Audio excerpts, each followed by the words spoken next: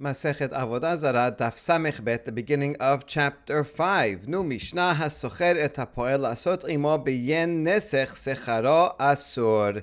If someone hires a Jewish laborer to help him work with prohibited wine, then those wages are prohibited. So you have a non-Jew who's processing or moving or making wine that is yayin nesech. We're assuming here that it's for sure yayin nesech, that the non-Jew actually poured it out for an idol, so it's definitely prohibited. The Gemara will discuss, what if it's stam yenam? What if it's just wine owned by a non-Jew, but we don't know whether he actually used it in idolatry or not? Does this law apply? But for sure applies when you know it's yayin nesech, and the non-Jew says, here, I will pay you $100 to help me to work with this prohibited wine. Then, just like one is not allowed to drink wine, you cannot benefit from yayin nesech and getting wages for working with him. That is a form of getting benefit, and therefore it's prohibited. However,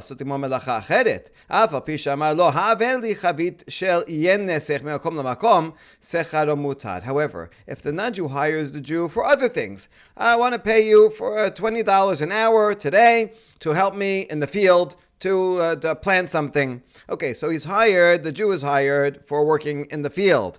While he's there, he says, oh, by the way, can you do me a favor and move this barrel of wine from this place to the other? So although it's part of the work of the day, but he wasn't hired specifically to work with the yayin nesech. He was hired for farm work, to build a house, whatever, something else. So then the wages are permitted because the wages are primarily for the other work that he's doing. And then, just by the way, he is also helping out, but the wages are not dependent. They were not designated for work with yayin nesech. הסוחר את החמור להביא עליה ין נסך סחרה אסור. סחרה לשב עליה, אף על פי שהניח גוי לגינו עליה, לסחרה מותר. And a similar distinction. If someone rents a Jew's donkey, says, can I rent your donkey? Because I want to carry all this wine, these barrels of wine that are yayin nesech, then the Jew is not allowed to take that money. That money that he gets for rent is prohibited because its benefit from yayin nesech prohibited. However, if the non-Jew comes and says, I want to rent your donkey because I want to ride on it, okay, that's permitted. Now, even though in the end he puts his jug of wine on it, that is prohibited wine, so nevertheless, the Jew can keep the rental fee because the rental fee was designated for the non-Jew riding on it, not for the wine. So if it happens to be that he puts the wine on it, then it's permitted. Now let's analyze the first law, that the wages for working with yayin nesech, those wages are prohibited. Why? What's the reason? What's the source? So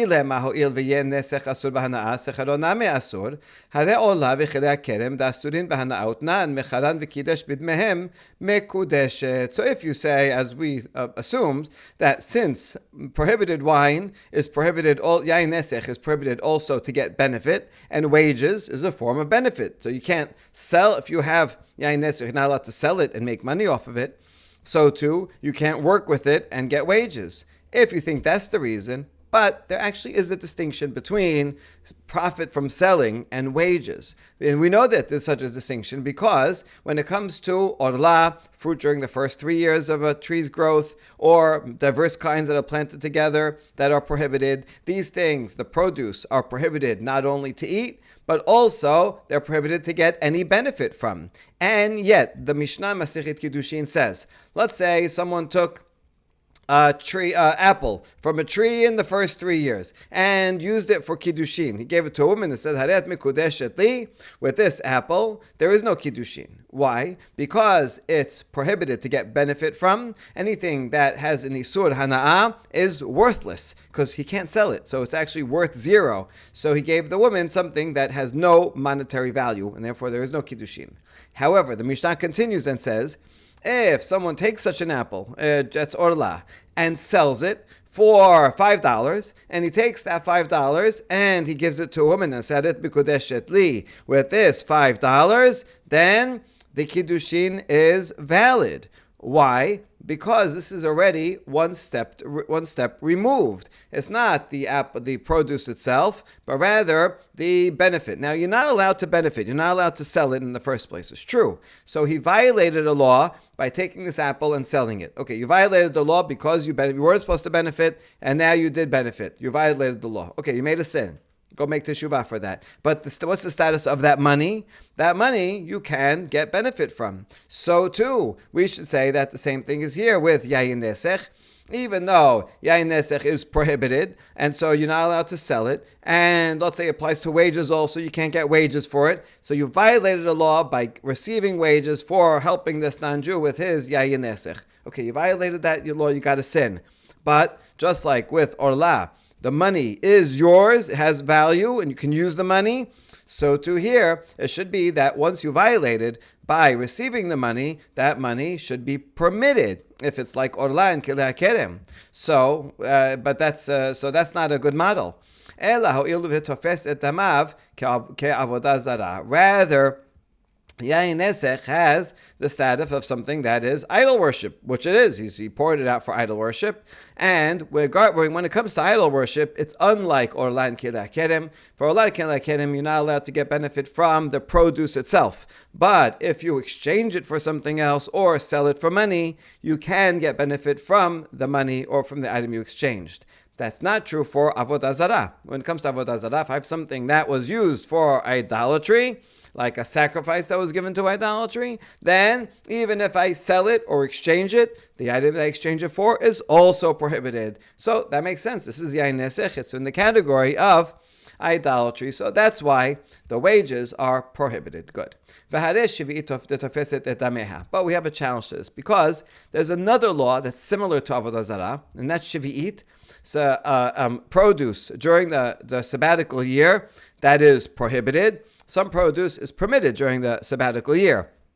Like if it grows on its own, you're allowed to take, while it's hefker, anybody can come and take it. You can take it and you can eat it. You can even take a little bit home and you can use it. You can't hoard it and you're not allowed to sell it. You can't use it for commerce. So, Shvi'it, it has certain limitations. It's not totally prohibited. It has certain ways that you can use it, but it has these limitations. If one would sell it, which is prohibited, then that money would have the same status as Shvi'it. If I sell you something that grows on its own, I could eat it. I don't eat it. I sell it for $5. That $5 has the limitations, the same prohibitions that apply to the food applies to the $5. I can use it only to buy Shvi'it food that is available in hefker, available out in the field. Once it's not available in the field anymore, then I have to put it out or destroy it. I can't keep it in my home anymore. So you see Shvi'it, the prohibition, the status of Shvi'it applies to money also that you sell. You're not allowed to sell it, but if you do sell it, the prohibition applies to money.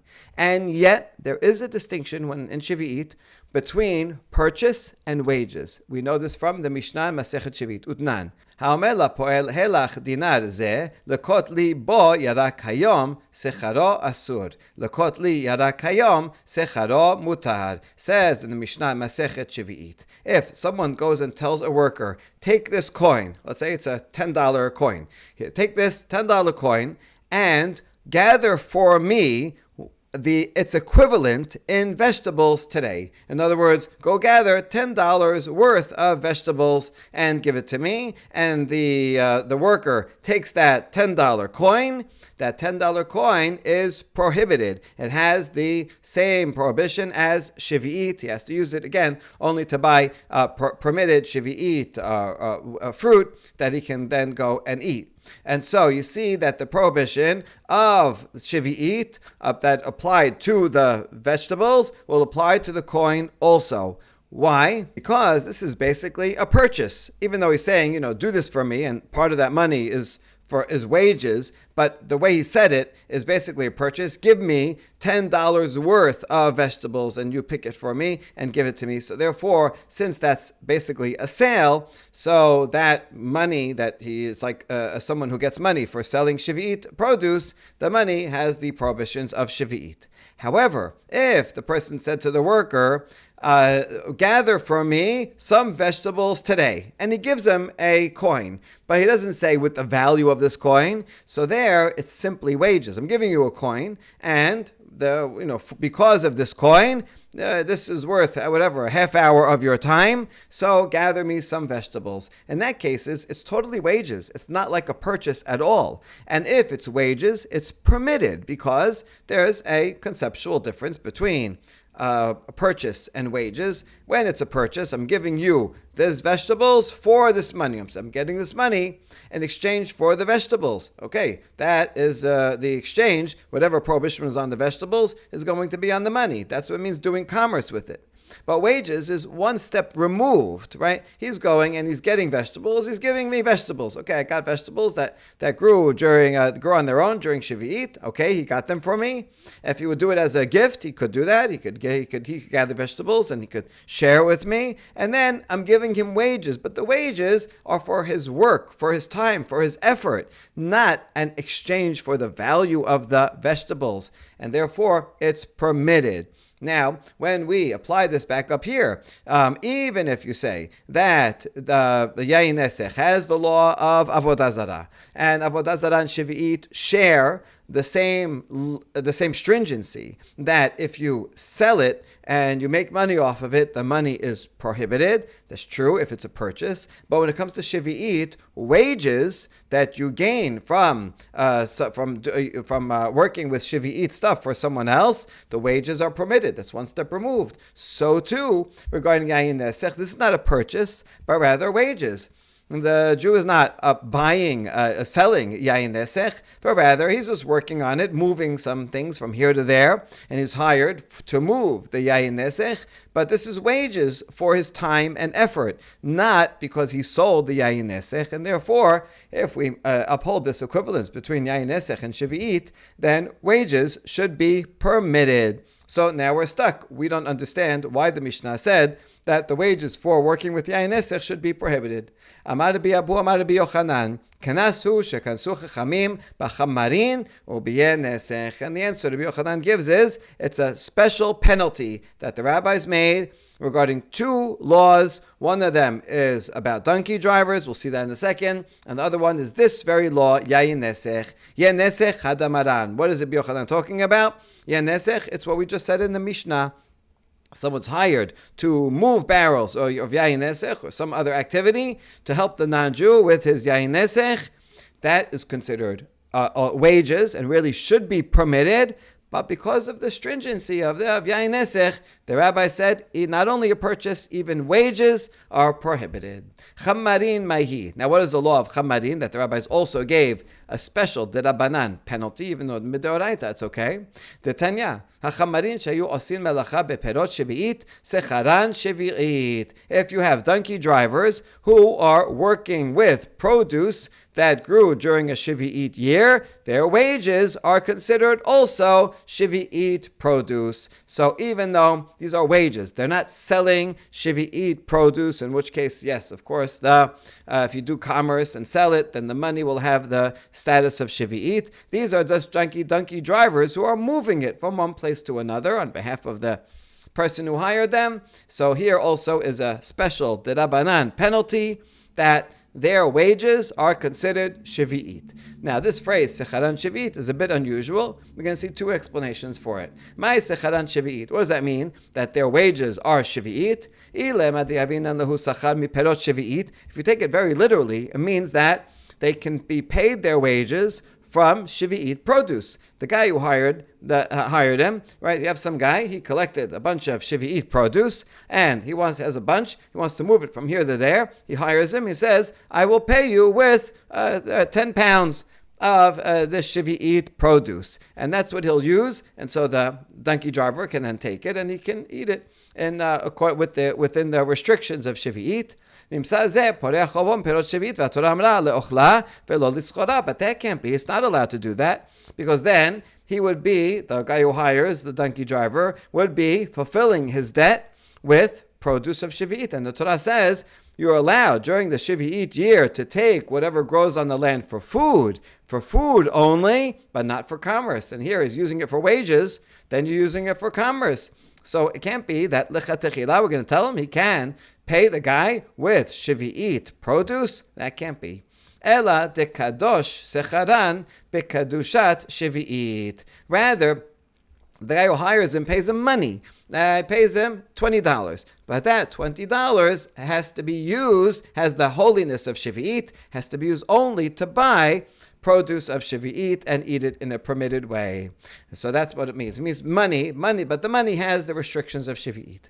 Is this true that those wages will be holy and have a Shvi'it status? V'atanya, ha'omer la'poel, helach dinar zeh, ולקוט לי ירק היום, שכרו מותר. לקוט לי ירק בו היום, שכרו אסור. But we learned, this is a slightly different formulation of the same law that we just read over here above from this Mishnah in Masechet Shvi'it. This might be quoting the very same thing, but it's a slightly different formulation, so maybe it is in fact a baraita, but it's the same law, that if someone tells a worker, take this coin and gather for me some vegetables. He doesn't say equivalent. He just take this coin and do some work. So this is wages. If it's wages, then the money is permitted. If he says, gather for me with it today, meaning I want $10 worth of vegetables, and here's the coin, that a coin's worth,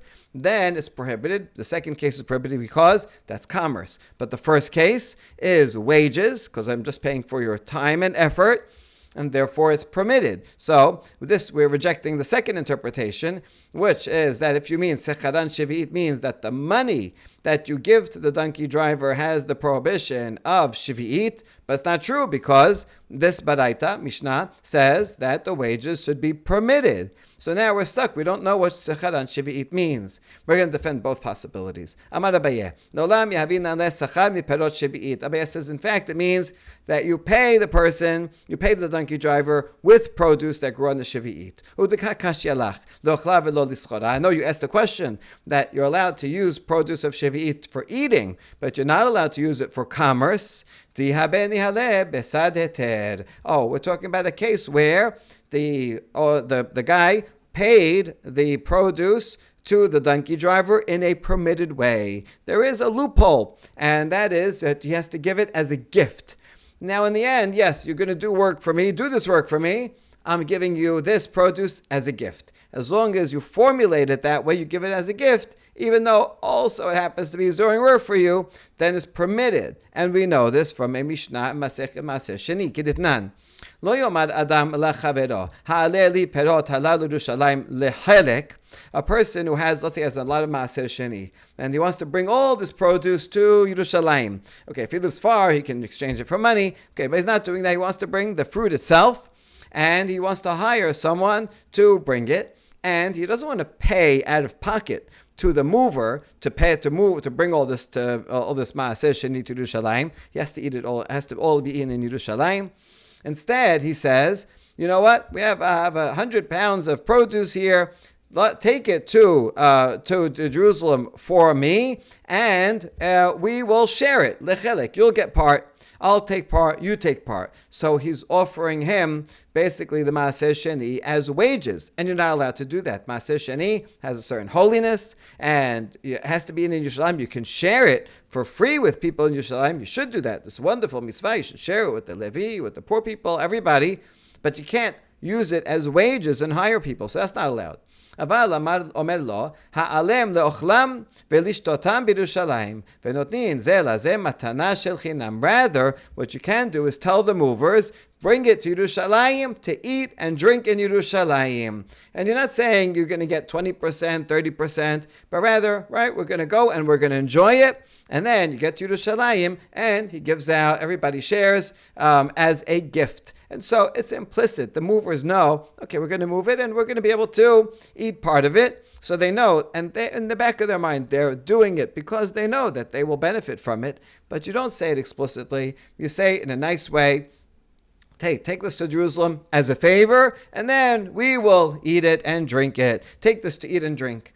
And that way it's permitted. So too, in the case that Rabbi Yochanan was talking about, where the rabbis made a special penalty when someone hires a donkey driver to transport produce of Shavuot, and they said those wages that you pay the donkey driver are not permitted. They have the restrictions of Shavuot. And it's talking about where you actually pay him with produce of Shavuot. Yes, you can do that. But you can't do it directly and say, here's Shavuot produce in exchange for moving them. That you're not allowed to do. That would be commerce. Rather, you have to tell him, hey, do me a favor and take this produce over there. And then separately you say, you know what? I'd like to give you a gift of some Shavuot produce, and of course it is itself Shavuot produce. So obviously it has the restrictions of Shavuot produce.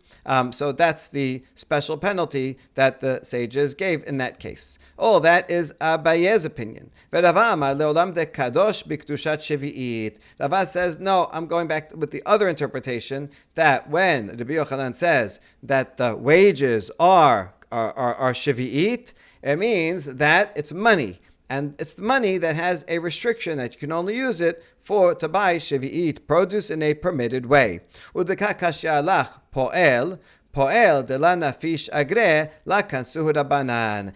question that we asked is, how come in the Mishnah said that if one hires someone, here's a coin, and also, can you gather some vegetables for me? We said that's permitted, as long as you're not saying get me a coin's worth of vegetables, which would be a purchase. That would not be allowed. But if you said, here's a coin, and for this coin, spend some time and gather me some vegetables, that is permitted. And so you see, there's no penalty there. So that was our question. How come a worker does no penalty, but the donkey driver does have a penalty? That was your question. The answer is a worker does not get paid a lot. If I hire you just to gather some vegetables, what am I going to pay you for? A half hour of work, a few dollars. So, lakan suhu rabbanan, the rabbis did not make a penalty for a day laborer. Chamarin de nafisha graihu kansura banan behu. But a donkey driver where the wages are a lot. A donkey, if it's a donkey driver, he's not just going for a half hour away. This means he's going for a journey.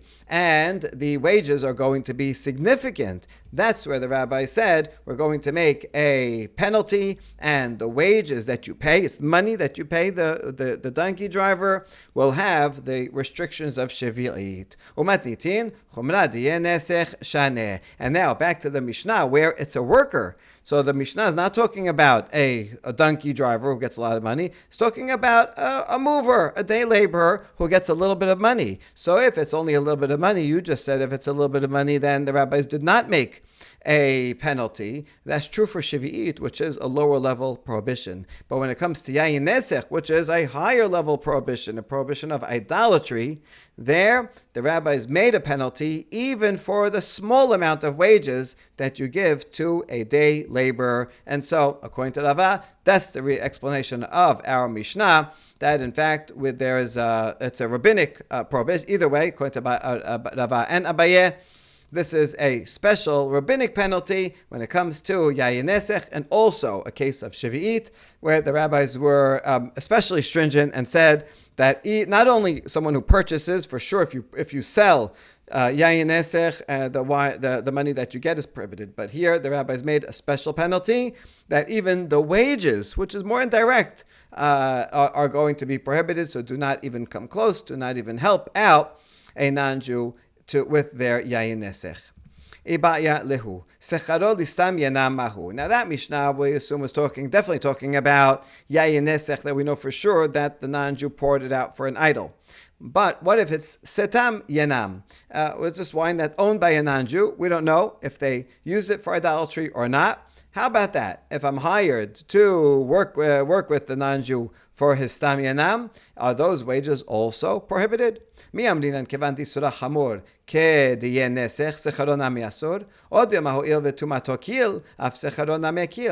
two sides of the question. Do we say that since the prohibition is stringent, just like Yayin Nesech, so therefore the wages are also prohibited? When it comes to the prohibition to drink the wine or to benefit from the wine, those prohibitions apply to yayin nesech and also to setam yanam equally. So therefore, maybe then the law of wages would also apply to this, and this rabbinic takana, gezerah, would apply to them or to stam yanam also. Or do we focus on the distinction between them regarding tum'ah? Yayin nesech, that's for sure yayin nesech. It has a status of not only being prohibited, but also tameh, and a high level of tum'ah. It can give off tum'ah like a corpse. So even if you have a little bit of this wine, some amount of this wine in a tent, everything in the tent becomes prohibited, like corpse impurity. That applies only, however, to yayin nesech for sure. Stam yanam does not have this law. Stam yanam does not impart on its own tum'ah. It can contract tum'ah like liquids, like other liquids, and then it can give tum'ah like other liquids, but it's not a source of tum'ah in and of itself. So since there is a distinction, and Setam Yanam is more lenient regarding tum'ah, maybe that leniency also will carry over to the wages, and one would be permitted to keep the wages and use the wages for helping a non-Jew with Stam Yanam. That's the two sides. Tashema, Tahu Gabra, Tagar Arbe Listam Yanam, Yabu Lechite Bagra, Atale Kamed Rav Chista, Amar Le Zil, Kalinhu Vekabrinhu Bekibre. Well, we know the answer from his story of someone who rented out his ship to transport Stam Yanam that belonged to non-Jews. And the non-Jew paid him with wheat.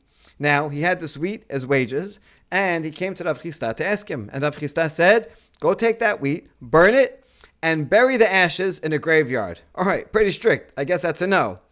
Okay, so now we know the answer is no. You're not allowed to keep wages, even if it's just stam yanam. So the prohibition applies also from yayin nesech, also to stam yanam. But now we ask Rav Chista, why do you have to say burn it and bury it? Why not just say badrinhu, scatter it, just scatter it into the wind? Shouldn't that be enough? No. Atu behu lideh takala. That might come to a mishap. People will find it not knowing that this is prohibited wheat, and they'll pick it up and they'll eat it or plant it. So therefore you can't just scatter it.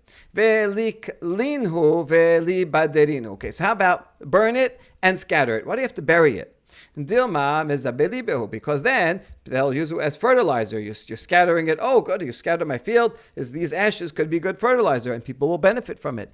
So therefore, you can't even scatter the ashes. You have to bury them. And now we ask, why not bury the wheat as is? Skip the burning part, right? You have this wheat that's prohibited, so dig a big hole, bury the wheat, and that's it. Right? It'll just stay there.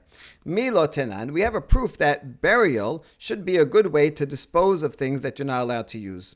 And this source is from the laws of capital punishment. It says, Echad even sheniskal ba, vechad aya shenitla alav, vechad saif shenarag bo, vechad suda shenechenak bo, kulam nikbarim imo. If a convict is given capital punishment, then let's say he's stoned. So that stone that they use, that they throw on him to kill him, we bury it next to the convict. We bury the convict. He gets buried in a special section of the graveyard for convicts that get capital punishment. And we take the stone and we bury it near him. And that stone cannot be used for anything else. And so the fact that it's buried, that's it. Now nobody will use it. Or the tree, the gallows on which we hang a person after capital punishment, we hang them just for a very short time until the end of the day. And then we bring him down. That gallows, that wood, we bury next to him. Or the sword that we use if it's beheading, so then that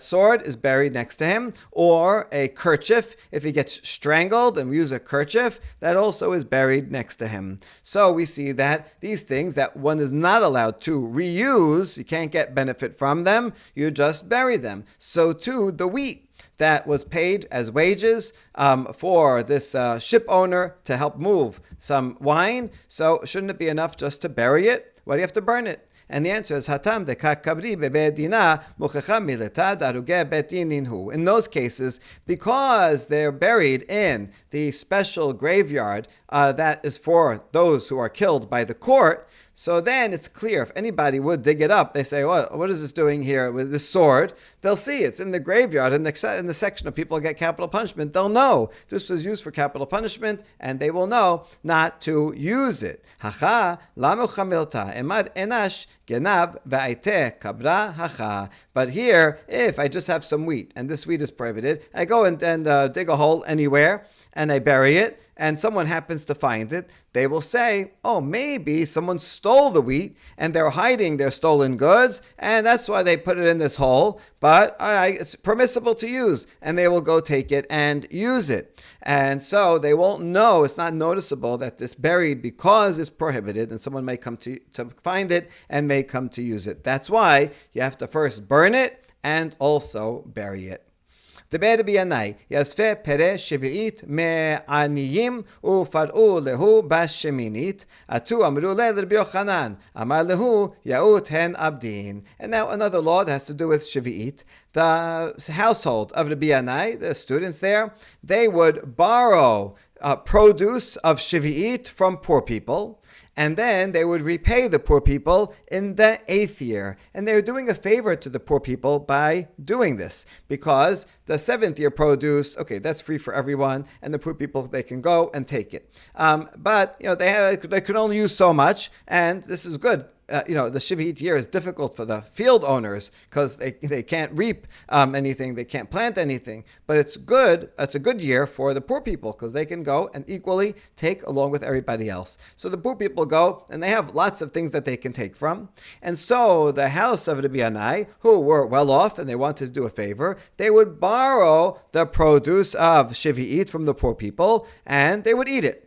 And then, or they have a debt, so they would owe it. So then they would wait till the next year and pay back the poor people with 8th year produce, which is totally permitted. And that way, the poor people, they would have enough to eat in the 7th year because there was plenty that they could go get for free in the fields. And in the 8th year, they would get their payment back, and they would have what to eat in the 8th year also. Now, is this okay? Because it's kind of like doing commerce, and maybe you might think the 8th year produce would have a prohibition of Shavi'it, because if you do commerce and you do trade, then the thing that you trade with also has the Kiddushav Shavi'it, so maybe it's not okay to do it this way. They came and asked Rabbi Yochanan, and he said, it's very nice, it's proper what they are doing. And the reason why it's permitted is because this is 8th year produce that did not exist during the 7th year at all. And so therefore, there's a loan. Now I owe the poor people some of the stuff. 8th year produce is totally permitted. It just grew now. So you cannot apply the Shavi'it prohibition to it. And so that's why it's totally permitted. And now we apply this same leniency to payment given to a prostitute. If someone pays a zona with a lamb, the law is that lamb is not allowed to be used as a korban. But let's say it's some kind of similar situation, then it would be permitted. What's the situation? Detanya. Natan la velo ba'aleha, ba'aleha velo natan la, et nana mutar. If someone gave to a zona a lamb, but did not sleep with her, or he slept with her but didn't give her a lamb, in that case, that payment, that lamb, is permitted to use as an offering. Now, this language is pretty confusing. So we ask about it. Natan la velo ba'aleha peshita, kivan de lo ba'aleha matana ba'alma hu tehebla. If he gave her a lamb and never sinned with her, then obviously the lamb is permitted because he didn't sleep with her. So this is just a gift. He didn't do anything wrong. He just gave a gift to someone who happens to be known as a zonah. But there's nothing wrong with this lamb. It wasn't as payment for any service because there was no service. So of course that's permitted. Vetu ba'aleha velo natan la, ha la yahib la vela midi, kivan de la natan la, ma'etnana mutar. And the other case is if he did sin with the zonah but didn't give her anything, but he didn't give her, so then he didn't give her anything. If he didn't give her anything, then what are you talking about? That payment is permitted. There was no payment. There was no lamb. Ela hachikama. So what is this? What do the words mean? Natan la ve'achar kach ba'aleha, o ba'aleha ve'achar kach natan la et natna mutar. The prohibition of this payment is only if he pays the lamb at the same time that of the sin, within the same meeting, within the same time frame. But if he gives it to her and only at some point after he sins with her, or he sins with her and at some point later he gives her the lamb, then we consider this to be a separate transaction and the lamb is permitted. Now, let's analyze. Natan la v'achar kach ba'aleha, lechi ba'aleha, lechul ala isur etnan l'mafreya. Let's analyze the case where he gives her a lamb, let's say one day, and then later on, or the next day, he sins with her. Well, in that case, since he gave it to her first, okay, so that day, yeah, it's just a gift. Nothing happened yet. But once he does sleep with her on the next day, so then the prohibition of the payment should apply to the lamb retroactively, even though he gave the lamb now. Giving the lamb now while there's no sin happened, well, okay, you can't apply a prohibition, even if the intention is, right, here's this lamb for your services tomorrow, but there was no sin, so you can't say it's prohibited. But once there is a sin, then we say this is the payment. It should be prohibited. Amar Rabbi Eliezer shekadma v'hikri bato. Rabbi Eliezer says, it could be talking about a case where she went ahead and sacrificed it before the sin. So the patron gave her a lamb on Monday, and she went that very day and sacrificed it. Well, permitted because there was no sin yet. On Tuesday he came and he sinned with her. Well, now there's no lamb at all. She sacrificed it already in a permitted way. Maybe that's what this baraita was talking about. Hechidameh. And so now we ask further, exactly what is the case? Idamar la keni lich me'achshav. Peshita deshade. Depends. If on Monday, when this patron gives a zonah the lamb, and he says, acquire it from now, this is yours, then of course it's permitted, because it's hers right now. And so, yes, she could do it whatever she wants. There was no sin yet until Tuesday. So on Monday, she gave something that was hers, a lamb, permitted lamb. So obviously, the Baraita wouldn't have to say it. Because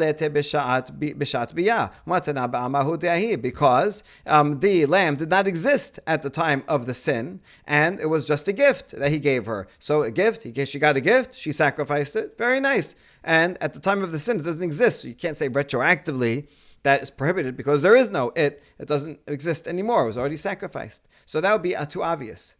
ואי דלה אמר לה קני לה מעכשיו, הכי מעשה מקרבה, ואיש כי יקדיש את ביתו קודש, אמר החמנה, מה ביתו ברשותו, אף כל ברשותו. And if the patron did not say, acquire this lamb from now, from Monday, in that case, it doesn't belong to her until they sin together, until she renders her services, and then she acquires it. And if so, how could she sacrifice it on Monday as a valid sacrifice? The pasuk says, when a man shall sanctify his house to be holy, and we learn from this that the Torah says, just like a house is in your possession, so too you can only sacrifice or consecrate something that is in your possession. So this zonah, she would not be allowed to consecrate and offer as a sacrifice a lamb on Monday because she wasn't told take it from now, and so it's not hers until they sleep together, and they didn't sleep together, so it's not hers. If it's not hers, she can't sacrifice it,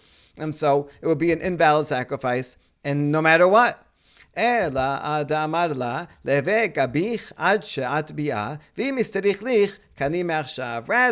the patron says, let this lamb be in your possession until tomorrow when there will be bi'ah, and if you need it, then you can acquire it from now. So he leaves it open-ended, and that's the chidush of the baraita. If she goes ahead in that case and offers it on Monday, so then we say, well, then that clause that says if you want it, then it could be yours from now. Even though he also said, but if not, then it'll only be yours tomorrow. So he made this ambiguous statement.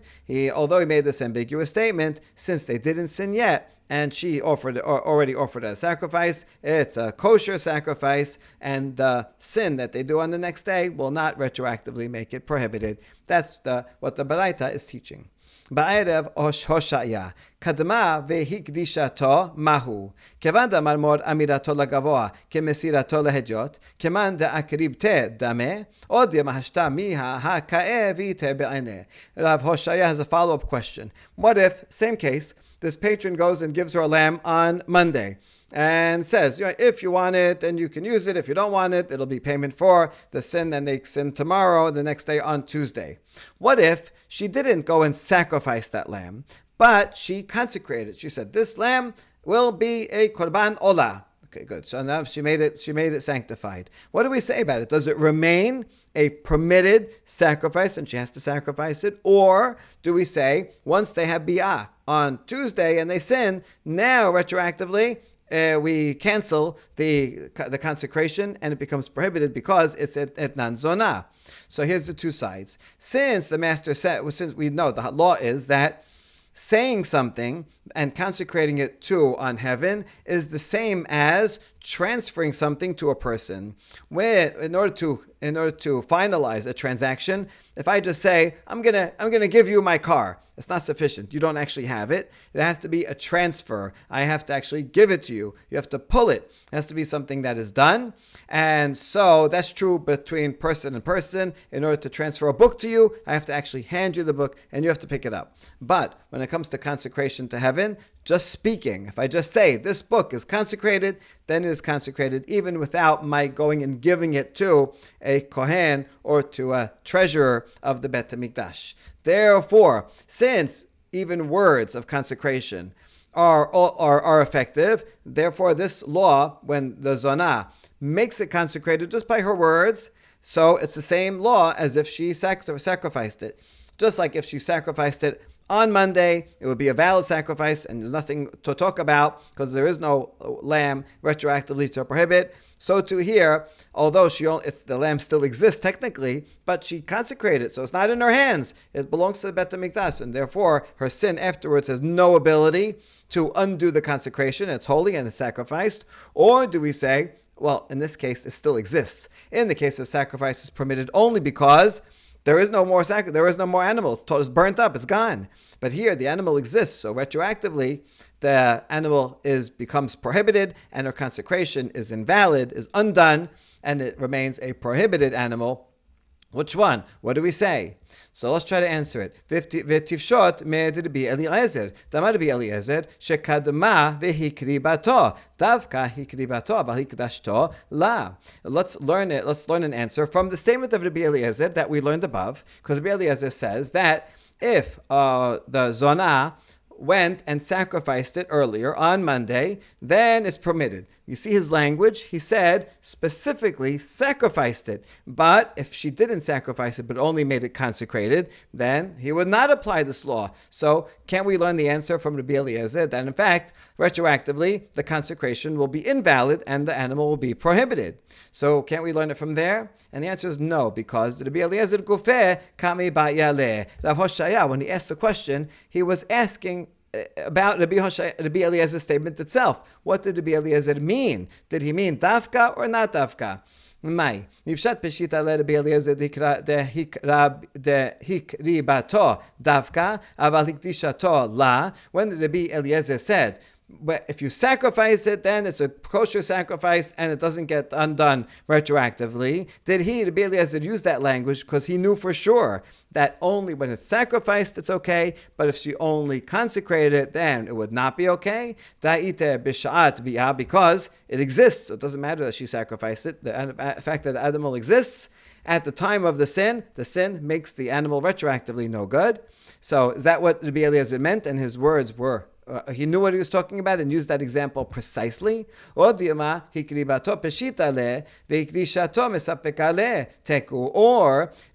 he say the law when she sacrificed it because that he knew for sure is the law, but if she made it consecrated, he wasn't sure, and he didn't leave out that case because he knew for sure it would not be good, but he didn't talk about that case because he himself wasn't sure. And so that's Rabbi Hoshaya's question about what is Rabbi Eliezer's intention when he gave this Pesach Teko, and we leave this question unresolved. Baruch Adonai L'olam, Amen ve'amen.